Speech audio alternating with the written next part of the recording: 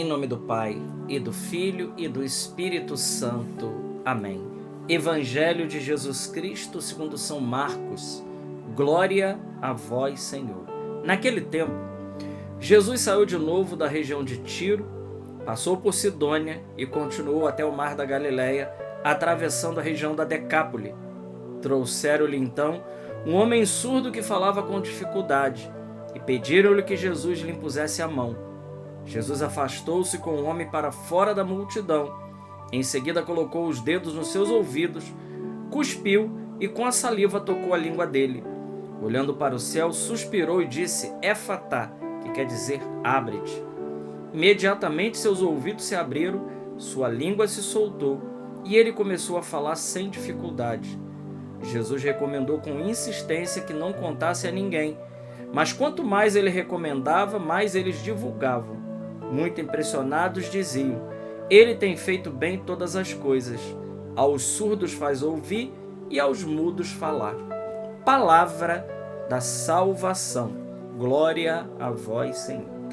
Queridos irmãos, hoje, dia 8 de setembro, nós estamos hoje celebrando o 23º domingo do tempo comum. Hoje é alegria, domingo, dia do Senhor, dias Domini, dia dedicado a Deus. Já quero pedir a você que comente, compartilhe, divulgue.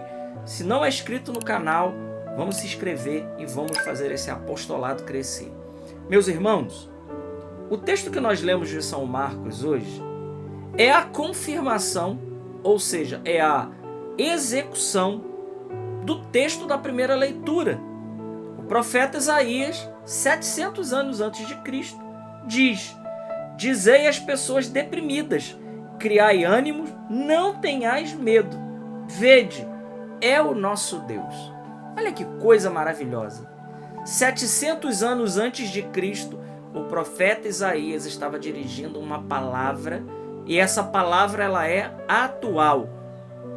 Dizei às pessoas deprimidas, aqueles que estão com depressão, aqueles que estão para baixo, aqueles que estão cabisbaixos, aqueles que estão sem esperança. O Senhor está dizendo para você hoje: ei, meu irmão, minha irmã, você que anda desanimado. A palavra desânimo, desanimado, vem de estar sem alma, sem ânima. Alma, estar sem alma. Você que anda assim, o Senhor hoje tem uma palavra para você. Essa palavra é uma palavra que tem o poder de te colocar de pé de novo. Essa palavra diz: criai ânimo, porque o nosso Deus, Ele vem. Ele vem. E a palavra do Evangelho é o cumprimento dessa leitura. Jesus está dizendo para mim e para você hoje, então, ele que vai à região da Decápole, onde tinha aquelas 10 cidades, isso nos lembra muito os 10 mandamentos. Jesus vai próximo da região da Decápole e apresentam para ele um surdo mudo, alguém que não escutava e falava com muita dificuldade. Jesus então toma o homem à parte e realiza o milagre. Bom, aqui já tem um primeiro grande ensinamento para nós. Jesus, ele não gosta de espetáculo. Ele tira o homem à parte para que as pessoas não fixem na ação em si, mas no efeito daquilo que Jesus vai realizar na vida daquele homem. Então Jesus, ele não quer dar show. Jesus não dá show, né? Jesus não dava show em momento algum no Evangelho. Por isso, além de tirar o homem à parte, Jesus ainda pede que não se conte esse milagre. Mas é impossível desse fato ficar obscuro, ficar oculto. Então Jesus tira esse homem à parte e Jesus faz algo que nós precisamos aqui refletir um pouco. Por que o Senhor toca nos ouvidos do homem e, com um gesto que parece anti-higiênico, cospe e com a saliva toca a língua do homem? Nada ortodoxo, né? A gente poderia dizer assim. Se é nos dias de hoje, se alguém faz isso, as pessoas vão falar: nossa, que nojeira, que nojo.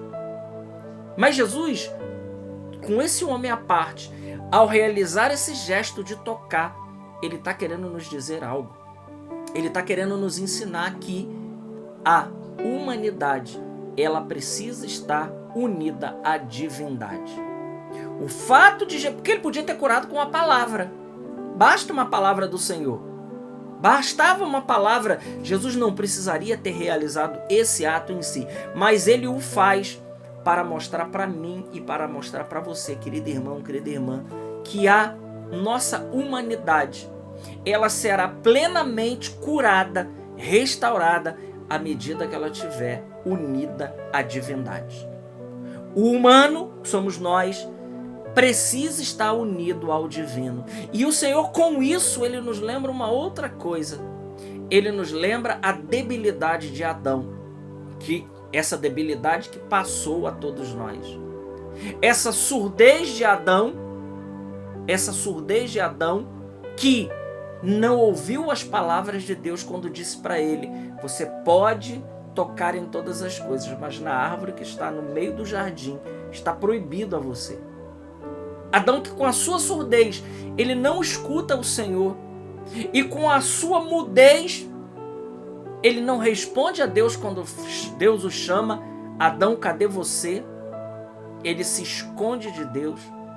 Então, a única solução para restituir a surdez e a mudez de Adão e o seu pouco enxergar, porque não estava conseguindo ver um palmo à frente do seu nariz, era sem dúvida alguma a humanidade está unida à divindade. E foi isso que Jesus fez.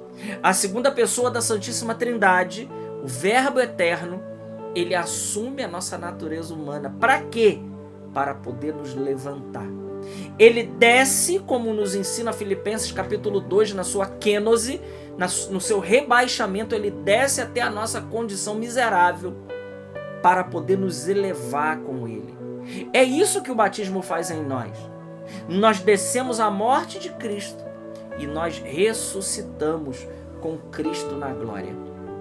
Jesus, então, ele vem à nossa pequenez e ele nos ergue com ele, ele nos levanta com ele, ele nos cura com ele.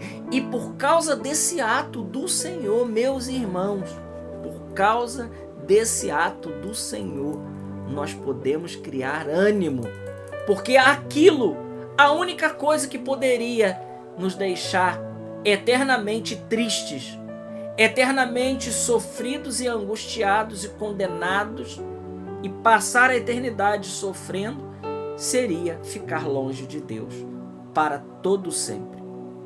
Mas Jesus conseguiu para mim e ele conseguiu para você.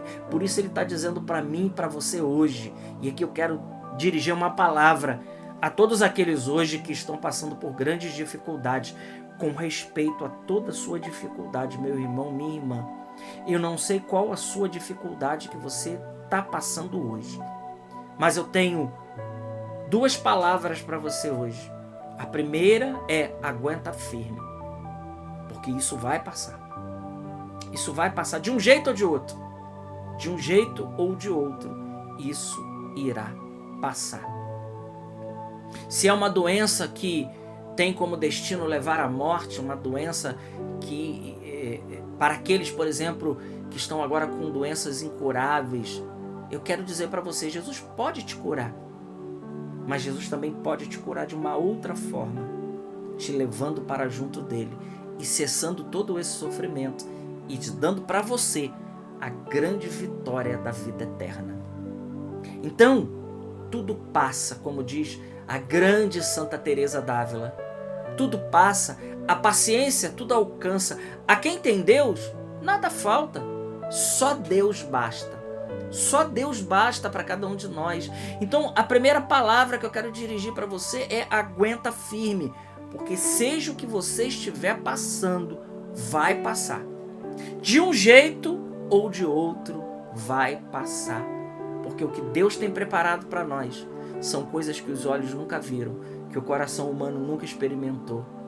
Tal é aquilo que Deus tem preparado para aqueles que o amam, para mim e para você. Então a primeira palavra é: aguenta firme. Aguenta firme, porque Deus, ele está no controle de todas as coisas. e sem questionar a Deus, nós nos curvamos diante do seu amor e com resignação nós unimos o nosso sofrimento atual ao sofrimento de Cristo e nós ganhamos um grande peso de glória com isso. E a segunda palavra é a palavra da primeira leitura: criai ânimo. Como criar ânimo? Talvez você esteja perguntando, como criar ânimo no meio dessa situação? Eu não sei qual a sua situação que você está vivendo, mas como criar ânimo no meio dessa situação? É olhando para Deus. É não tirando, hora alguma, o nosso olhar de Jesus. Porque, diferente do que alguns pensam no mundo, que Deus, Ele não sofre com o nosso sofrimento, ou que Ele tenha nos abandonado, ou que Ele tenha esquecido de cada um de nós, meu irmão, minha irmã, o Senhor não esqueceu de você. Não, Ele não esqueceu de você. Você continua sendo instrumento do amor de Deus, instrumento precioso, a pupila dos olhos de Deus, porque Deus, Ele nos ama profundamente. E se Ele está permitindo que hoje, eu e você, passemos por dificuldades, tenha certeza, tudo que Deus faz é bom.